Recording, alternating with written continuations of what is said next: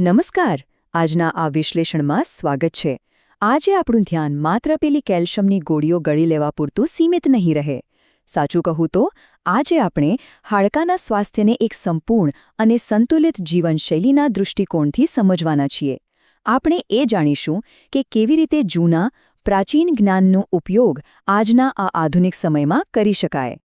તો શરૂઆત એક બહુ જ મોટા પ્રશ્નથી કરીએ. એક વિચારવા જેવી વાત છે.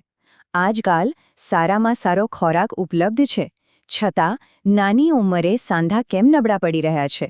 શા માટે અગાઉની પેઢીઓ પાસે વધુ મજબૂત હાડકાં હતા, જ્યારે આજના યુવાનોમાં સાંધાના દુખાવાની સમસ્યા આટલી સામાન્ય બની ગઈ છે?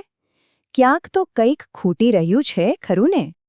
આ સેશનમાં આપણે એક સંપૂર્ણ માર્ગદર્શન જોવાના છીએ, જેમાં આ 6 મુખ્ય બાબતો સામેલ છે.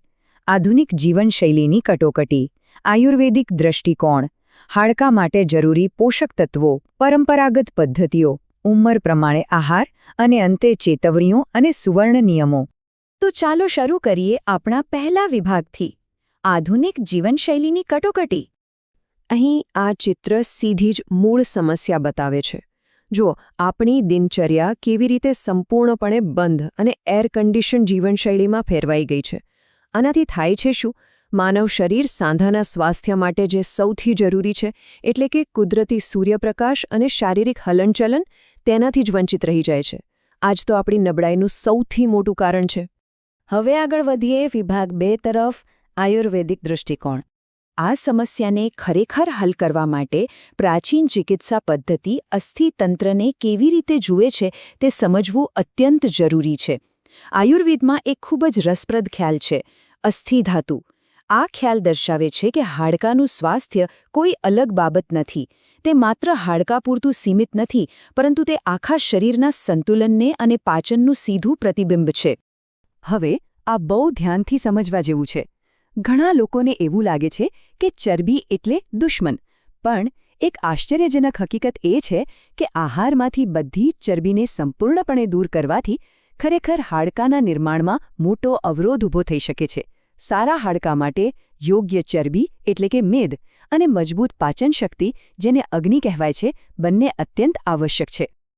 આવે છે આપણો ત્રીજો વિભાગ, હાડકાં માટે જરૂરી પોષક તત્વ. ચાલો આહારના સ્તંભ તરફ આગળ વધીએ. જ્યારે કેલ્શિયમની વાત આવે ત્યારે આપણે સીધા દૂધ તરફ જ જોઈએ છીએ, પણ હકીકતમાં લિસ્ટ ઘણું મોટું છે. માત્ર દૂધ સિવાય પણ સુપરફૂડ્સની એક વિશાળ શ્રેણી ઉપલબ્ધ છે.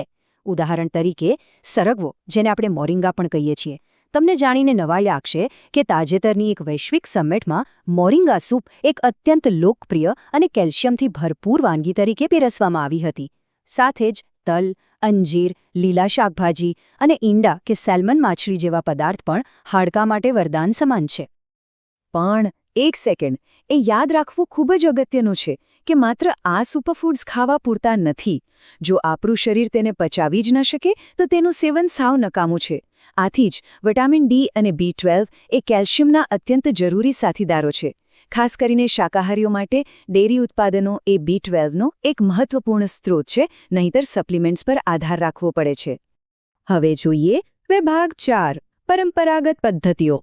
માત્ર યોગ્ય આહાર લેવા ઉપરાંત આ પોષક તત્વોને છેક પેશીઓ સુધી પહોંચાડવા માટે શરીરને શારીરિક જાળવણીની પણ જરૂર પડે છે. અહીં અભ્યંગ એટલે કે પરંપરાગત તેલ માલિશની દિનચર્યા બહુ જ જોરદાર રીતે કામ કરે છે. પહેલાં ઋતુ પ્રમાણે યોગ્ય તેલ પસંદ કરો, તેને સવારના હળવા તડકામાં લગાવો, સારી રીતે માલિશ કરો અને પછી સ્નાન કરી લો. આ સીધી જ હાડકાને મજબૂત બનાવે છે અને સાથે સાથે દિવસ માટે જરૂરી સૂર્યપ્રકાશ પણ મેળવી આપે છે. અને હા, તડકો લેવામાં ટાઈમિંગ એ બધું જ છે. સવાર કે સાંજની એકદમ નરમ ધૂપમાં બહાર નીકળવાથી ત્વચાને કોઈપણ નુકસાન પહોંચાડ્યા વિના સલામત અને અસરકારક રીતે વિટામિન ડીનું નિર્માણ થાય છે. બપોરના આકરા તડકાથી ચોક્કસ બચવું જોઈએ. આગળનો વિભાગ છે 5, ઉંમર પ્રમાણે આહાર. જેમ જેમ ઉંમર વધે તેમ તેમ શરીરની જરૂરિયાતો અને પોષણની વ્યૂહરચનાઓ પણ બદલવી જ જોઈએ. આ ટેબલ સ્પષ્ટપણે દર્શાવે છે કે બાળકોને પાયાના વિકાસ માટે દૂધ અને માખણ એટલે કે નવનીતમની જરૂર હોય છે. યુવાનોએ સરગવાનો સૂપ અને અંજીર જેવા સુપરફૂડ્સ લેવા જોઈએ, જ્યારે વૃદ્ધોએ વધતી ઉંમરે સાંધાના દુખાવા માટે જવાબદાર વાત દોષનો સામનો કરવા ગોળ સાથે તલ અને કોળાના બીજ પર ખાસ ધ્યાન કેન્દ્રિત કરવું જોઈએ.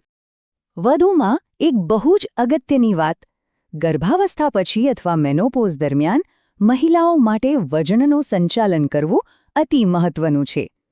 આંતરસ્ત્રાવીય એટલે કે હોર્મોનલ ફેરફારો વખતે કાર્બોહાઈડ્રેટ્સ ઘટાડીને પ્રોટીન અને સલાડ વધારવાથી શરીરના ઉપરના ભાગનું વજન નિયંત્રિત રહે છે, જેનાથી સીધો ફાયદો એ થાય છે કે ઘૂંટણના સાંધા પર પડતું વધારાનું વજન અને નુકસાન અટકાવી શકાય છે.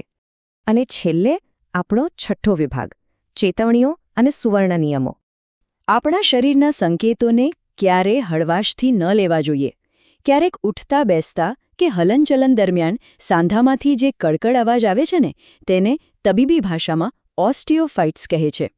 આ એક અત્યંત સ્પષ્ટ ચેતવણી છે કે સાંધામાં રહેલું કુદરતી પ્રવાહી ઓછું થઈ ગયું છે અને ત્યાં ઘર્ષણ થઈ રહ્યું છે. તેને ક્યારે અવગણવું ન જોઈએ. તો ભવિષ્યમાં કોઈ મોટી તબીબી સારવાર કે ઓપરેશનથી બચવું હોય તો આ 5 સુવર્ણ નિયમોને ગાંઠે બાંધી લેવા જેવા છે. નિયમિત કસરત, શરીરના વજનનું સંતુલન, કેલ્શિયમયુક્ત આહાર, સવાર સાંજનો હળવો તડકો અને લીલા પાંદડાવાળા શાકભાજીનું રોજિંદુ સેવન. આટલું કરવાથી ઘણો મોટો તફાવત લાવી શકાય છે. આજના આ વિશ્લેષણના અંતે એક મોટો પ્રશ્ન વિચારવા જેવો છે. આરામદાયક એર કન્ડિશન્ડ સગવડો મેળવવાની લાહેમાં શું આપણે આપણા જ શરીરના મૂળભૂત માળખાનું બલિદાન આપી રહ્યા છીએ? શું આ યોગ્ય છે? ભવિષ્ય માટે હાડકાના સ્વાસ્થ્યને સુરક્ષિત કરવા આવતીકાલની દિનચર્યામાં કયો નાનો ફેરફાર લાવી શકાય છે, તે નક્કી કરવાનો સમય હવે આવી ગયો છે.